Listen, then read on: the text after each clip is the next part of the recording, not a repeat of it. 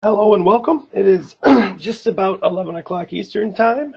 So we will go ahead and get started here. My name is John Laffey. I am the Information Security Program Manager here at Perry Johnson Registrars.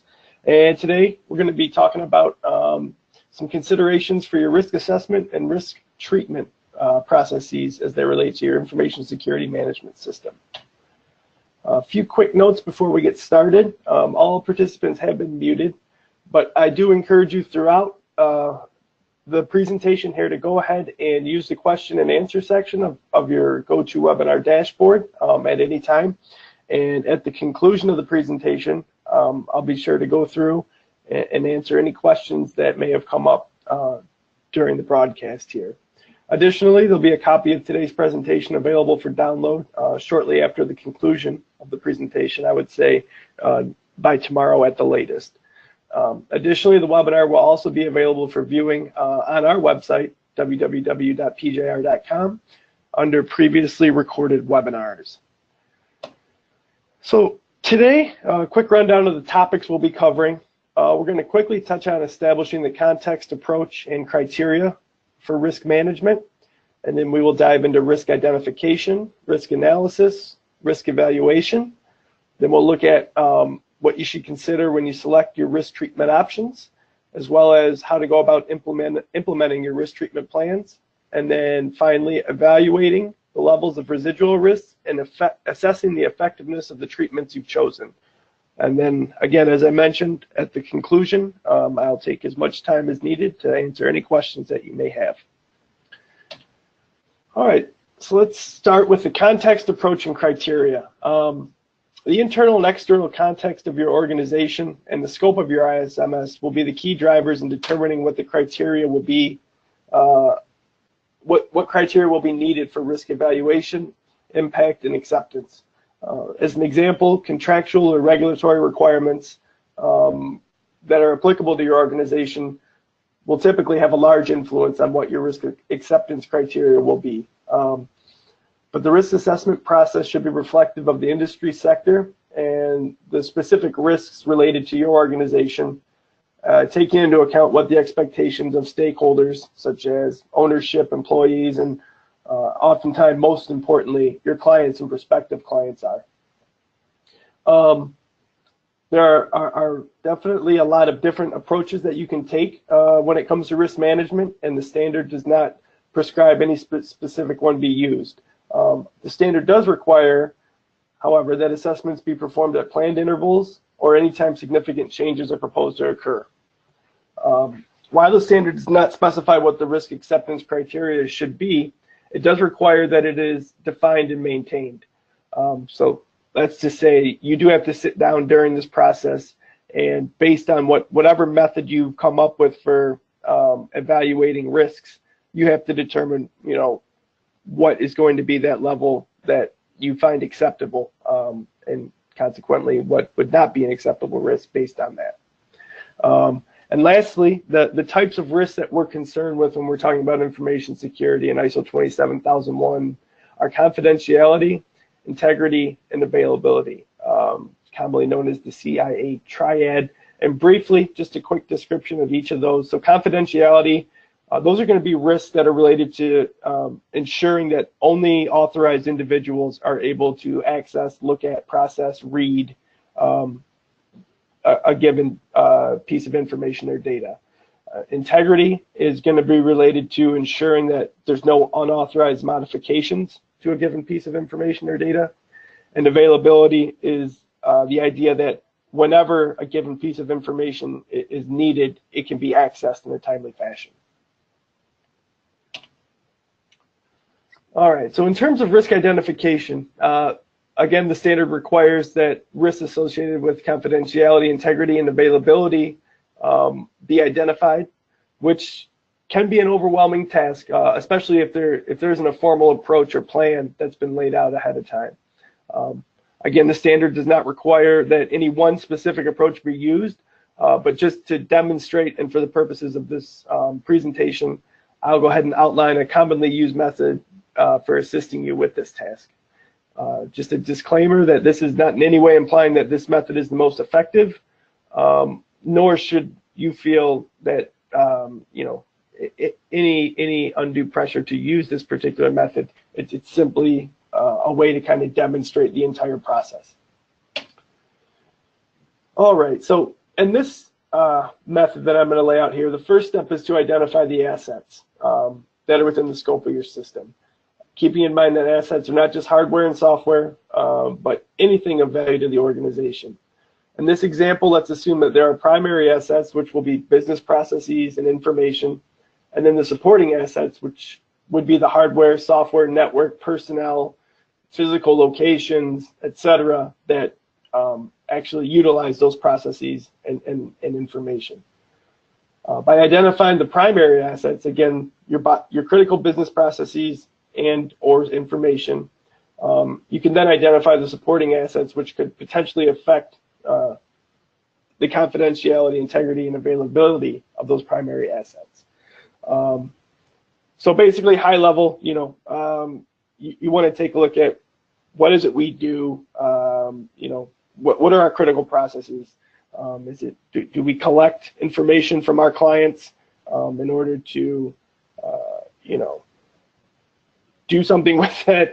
Sorry, I'm trying to think of a specific example, but let's say that you do collections, you know, some kind of outstanding debt collection or something of that nature. So certainly one of the critical processes would be collections activity. So you'd want to think about who are our personnel that are doing those collections, what systems do they utilize, you know, what computers are they using, what networks are those computers connected across, and that should kind of help give you a starting point for considering which systems, hardware, software, et cetera, that you're going to need to consider in your risk assessment. You're going to want to identify an asset owner for the assets that you do identify as being in scope, and this should be the person who is most appropriate as far as being responsible and accountable for the asset. In many cases, the asset owner is the person best suited to determine the asset's value to the organization. Next, you're going to want to identify threats to those primary and supporting assets, keeping in mind that threats may be accidental or deliberate and of natural or human origin. So that would run the gamut from things such as earthquakes, which would obviously be natural, and I don't know if that would be considered deliberate or not, to having an insider threat an employee who maliciously and purposefully tries to compromise your systems or the data that you handle. To ensure a comprehensive list is created, as well as try and cut down on the overall scope of work, you can consider using generic threat types such as unauthorized access or physical damage, technical failure. Then where specific individual threats of a certain type, you know, seem likely to happen, you could go deeper and actually look at maybe enumerating specific methods of attack that are in vogue right now or that you've heard of, and kind of go down to a more granular level. It's all going to depend on your specific situation and what your risks are. Additionally, factors that would influence if a specific threat should be identified is going to be largely dependent on the criticality of the asset they are associated with. You know, if it's some kind of primary file storage where you have a lot of sensitive data, obviously risks associated with that are probably going to be more critical than if you have some kind of ancillary system that handles doing, you know, bulletins around your office about upcoming holidays or birthdays or things that aren't of a sensitive nature. I would understand that risks associated with those wouldn't be given as much due care as those with more sensitive data. And additionally, you want to make sure when you're trying to determine the threats that are present and applicable to your assets, to solicit input from as many resources as you're able to. This could include the asset owners, users of your assets, related staff members, could be a legal department, legal bodies, physical and information security specialists. But the idea is that the more complete threat listing you can generate, the more informed and protected you can be. So after that, you're going to want to identify what existing controls, if any, are in place or are planned to be implemented. And depending on your organization, this could simply be a review of existing documentation of controls that are in place, or if this is the first time that you're going through this process, you may actually have to go through the exercise of getting everything written down, documented, and kind of getting an initial status as far as what you do or do not have in place. You're going to want to check with the individuals responsible for information security. This could be an IS officer, it could be a building manager, it could be an operations manager, it could be some kind of IT administrative staff. It just depends on the specifics of your organization. But the primary objective of this step is to avoid wasting time and or money by duplicating controls. If you already have an effective antivirus program that's on all your systems, it wouldn't make much sense to investigate and purchase another one that wouldn't add any value or any additional protection.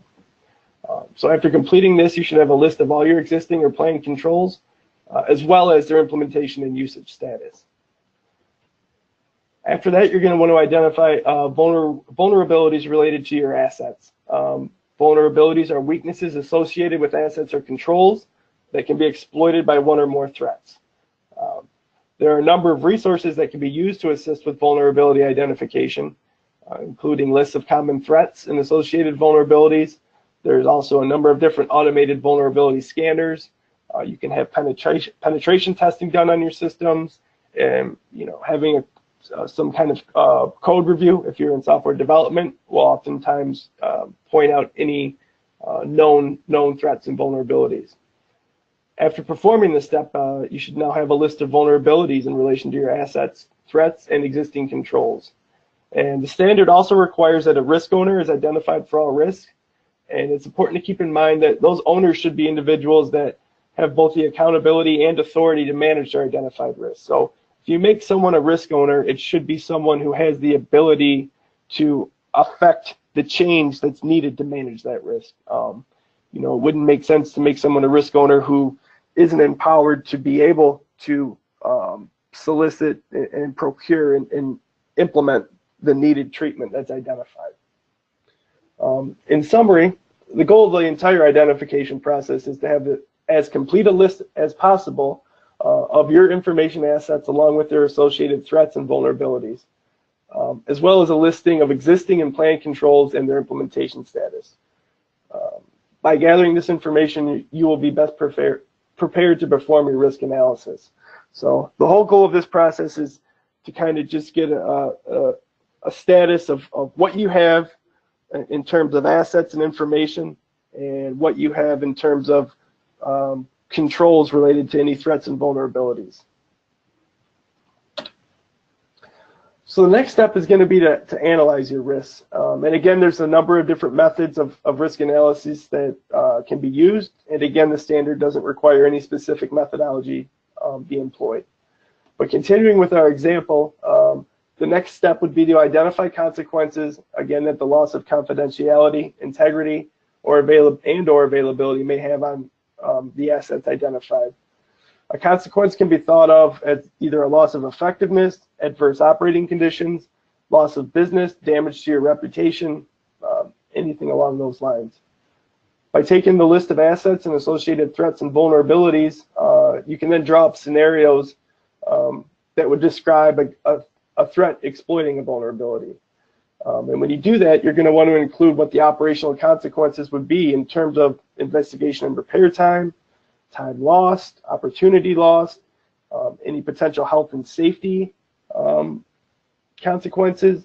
Obviously, financial costs are going to be a big driver, and then image, reputation, and goodwill.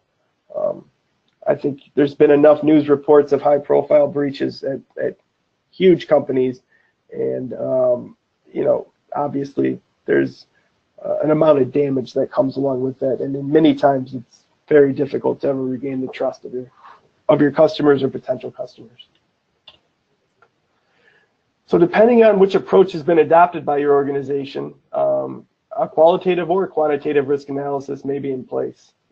Just quickly, a qualitative analysis approach will typically employ a more subjective rating system for potential consequences and likelihoods, things like low, medium, or high, whereas a quantitative approach will many times use numerical values for consequences and likelihoods. I think each approach has its merits, and either approach can be effective methods of risk analysis. It's really going to depend on what your organization's specific needs are. But typically, to determine a level of risk, you're going to take the consequence and likelihood values and combine them to give yourself kind of a raw overall risk score. Now, after doing that, you have your risks and levels of risks identified. You can go ahead and evaluate and prioritize them. So the standard requires that organizations evaluate the risks by comparing the results of your risk analysis against the criteria for performing your risk assessments, as well as, and more importantly, the risk acceptance criteria that you've determined prior to doing this. The last step in the assessment process is to use the information gathered during the previous steps to make informed decisions and take action. The standard requires that untreated risks that are beyond the established acceptable level be treated. Additionally, the risks must be prioritized for risk treatment. So ideally, when you've gone through and you've calculated your risk scores, if you will, for all the identified risks, it should be fairly clear, that which risks are going to require treatment because you've already established an acceptable level prior to doing this step, and B, how best to prioritize them. Obviously, it's not going to be universal that the highest ranked risks will be treated first. Other things could come into play. Maybe there's specific contractual requirements that are going to bump something else up the list, but and many times, that'll give you a good idea of what order to tackle these things in. Additional considerations besides the established level of risk could be the criticality of the asset the risk is associated with, as well as the degree of confidence in the risk assessment process. And then again, contractual, legal, and regulatory requirements are, in many times, going to kind of trump all of that.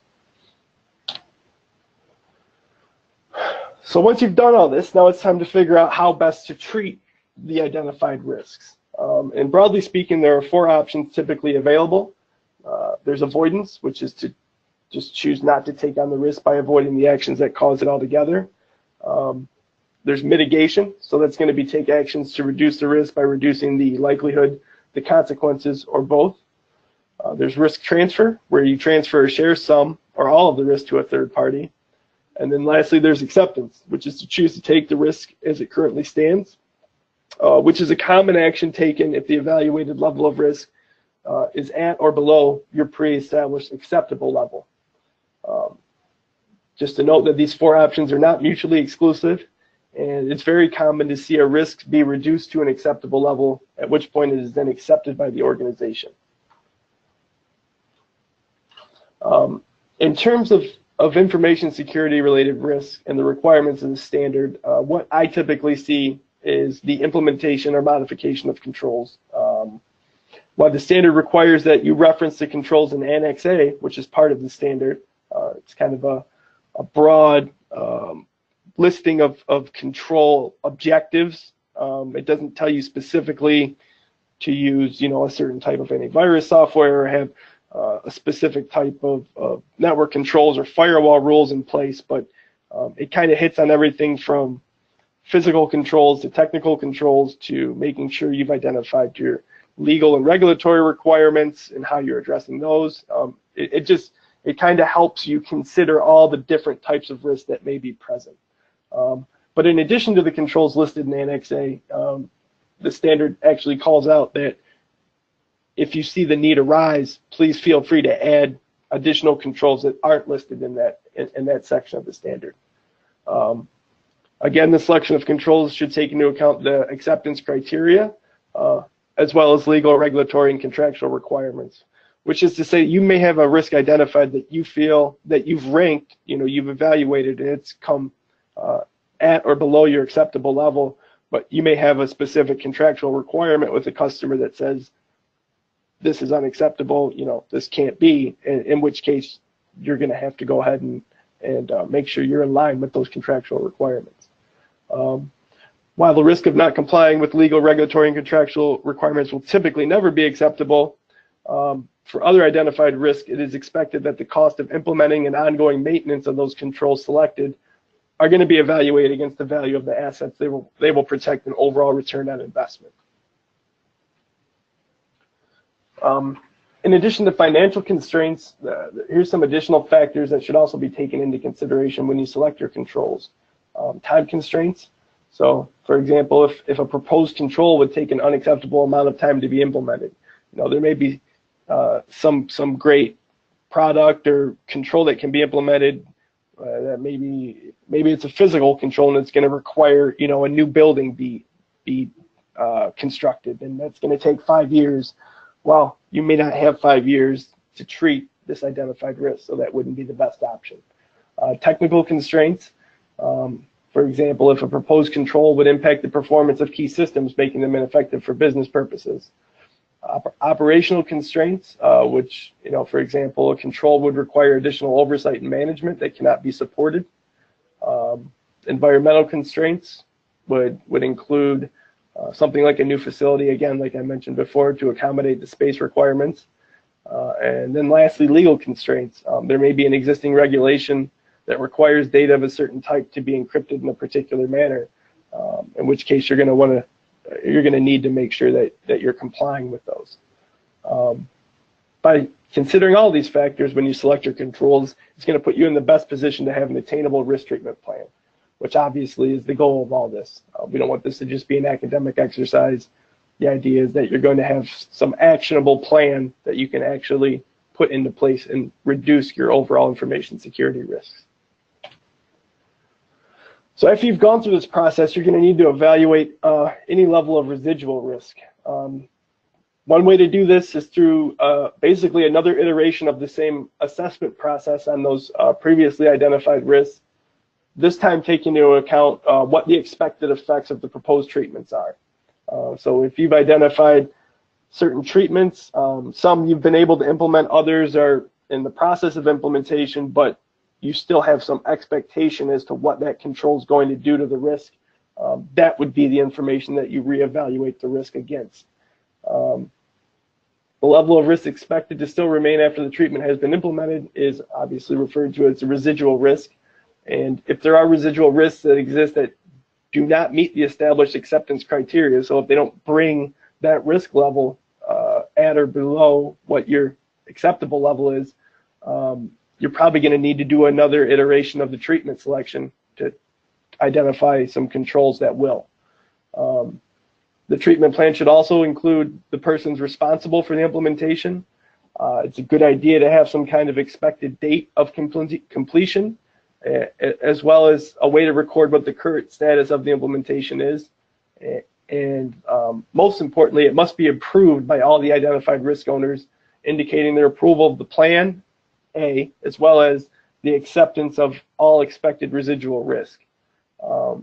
So this does have to be approved by the risk owners, and that's just an additional step to make sure that those folks that have been deemed most responsible for getting this risk taken care of are on board with what the proposed treatment is, as well as giving them some visibility into what the expected level of risk that's going to continue to remain is. And then the last thing you're going to want to do in this cycle is to assess how effective your treatment is. And the method of assessing the effectiveness, it's going to largely depend on the nature of the risk being treated.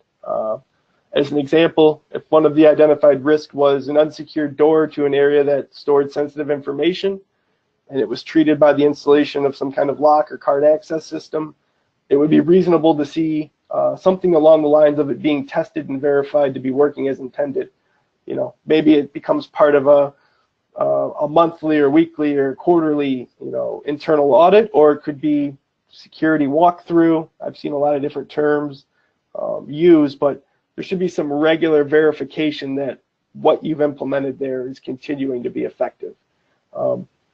If a risk, let's say, was related to unpatched systems being vulnerable to specific threats, I would expect that the evaluation might be something along the lines of a weekly report showing numbers of unpatched systems still in place. And that would be something that obviously as well is going to require ongoing monitoring to determine if the actions being taken are actually reducing the risk to the required level. So if the method you've chosen to go about attacking these unpatched servers, you know, when you go and look at the results, if you see that, hey, you know, week after week, we're not really seeing a reduction in the amount of unpatched machines we have out there, well, it's going to be time to take a look at maybe going about it a different way. Other methods of evaluating treatment effectiveness may include internal or third-party audits, obviously. Could be things like vulnerability scans, again, penetration testing, again, looking at the number of security incidents that have taken place. You know, there's a number of different automated reporting and monitoring systems that are out there. There's a number of SIMs that will kind of can do a lot of this for you as well on an automated basis. So there's a number of different ways to go about monitoring the effectiveness of the controls. But regardless of the way you choose, the critical part is that it's being done and that the action's being taken in the event of a treatment option. In the event that a treatment is found to be ineffective, there's actions being taken. So, you know, you came up with this plan, you thought it was going to work, now you're monitoring it, you're seeing it's not working. At that point in time, you have to go ahead and figure out what you're going to do. You know, we wouldn't want to see someone say, yep, we were monitoring it, we knew it wasn't working, but, you know, we just decided not to do anything. That's not what we're looking for here at all. Additionally, the standard requires that the status of the risk treatment plan be discussed during the management review meetings, which is another requirement of the standard that requires a number of topics to be looked at and discussed and actions taken based on those discussions with top management.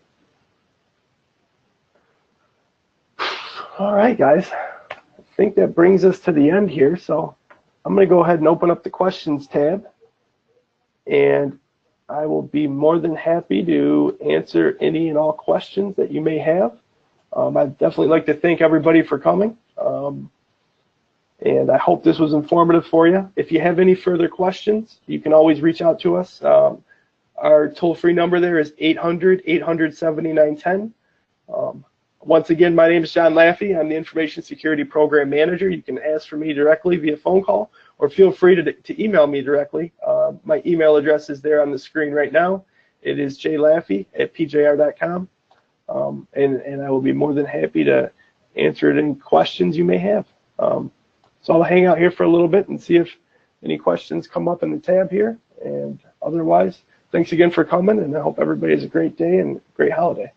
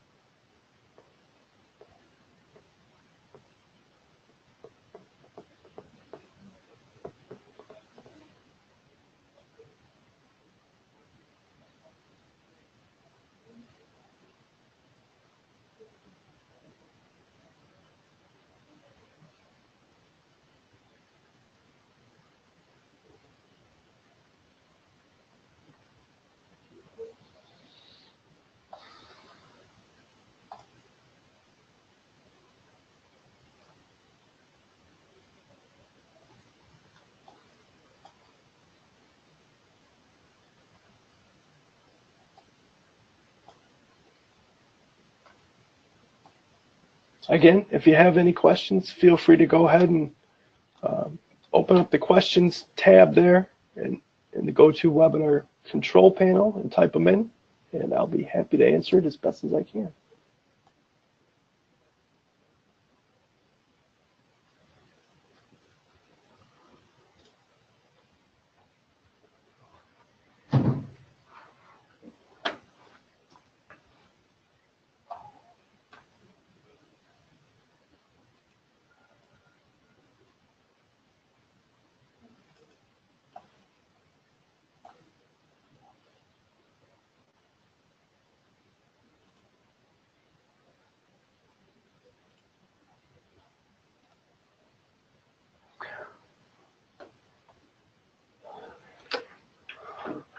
All right, so we have a question here from Shardul, and he asked, could you give us some examples of threats? Sure, Shardul. So just off the top of my head, you know, a generic threat might be a machine getting infected with ransomware. And then obviously there would be more specific iterations of that threat where you could actually call out specific known variations of ransomware or malware. And to go even a little bit further, a related vulnerability to that threat could be having a certain version of an operating system or even an antivirus client that is known to be susceptible to a given attack of that nature. A different threat could be someone being able to log onto your system without a valid account related to a certain kind of bug in a given platform. It could be, you know, it could be a number of things, but those are two examples of threats just off the top of my head. Hope that helped.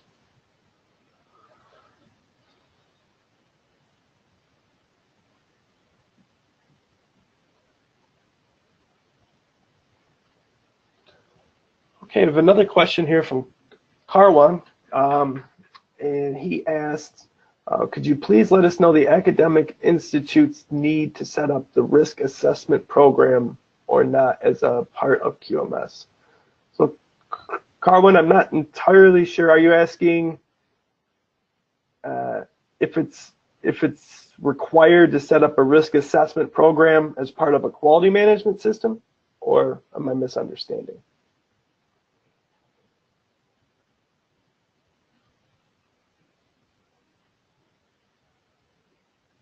Okay, that is your question. So I also am a 9001 auditor, and in terms of a quality management system, something to the level of what's being described here for ISO 27001 is certainly not required for ISO 9001. Now you could do something, you know, that's to this level, but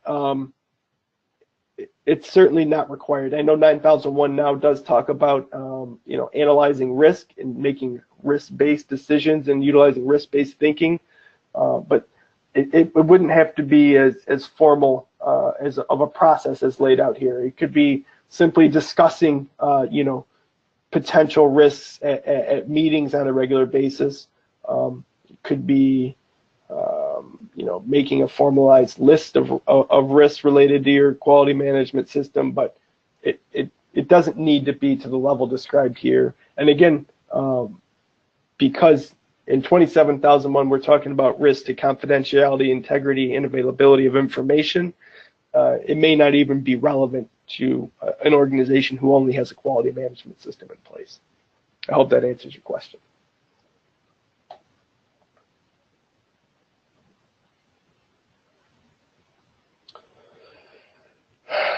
Well, the Carwin again asks in clause 6, and I'm assuming we're talking about 9001 here. He mentions that planning, it asks many times for risk assessments to be done, and he's asking how can we cover that. Again, I can't say specifically how you could cover that, but what I've been directed as the lead auditor for 9001 to look at is any evidence that there's risk-based thinking taking place. And again, there's numerous ways to do that, but in terms of what I kind of went over and described here today in this presentation, you could do something like that, absolutely, and that would certainly satisfy the requirements of 9001. But I wouldn't say that it's strictly necessary to go to that level.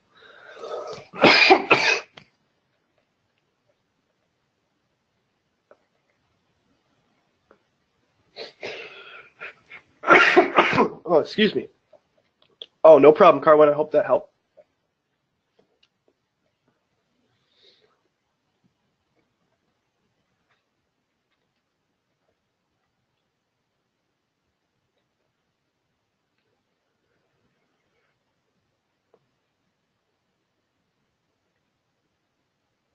All right, are there any other questions?